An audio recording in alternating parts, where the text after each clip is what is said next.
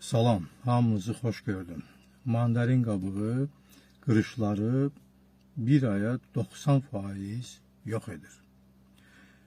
Elə bugündən başlayın, inanılmaz nəticə əldə edəcəksiniz. Bunun üçün 2 mandarin götürün, qabığından ayırın, özünü yeyin. Mandarin özü dəri üçün çox xeyirlidir. Bir qab götürün, bu mandarin qabıqlarını oraya əlavə edin. Üzərinə 4 çay qaşığı soda və su əlavə edib pişməyə qoyun.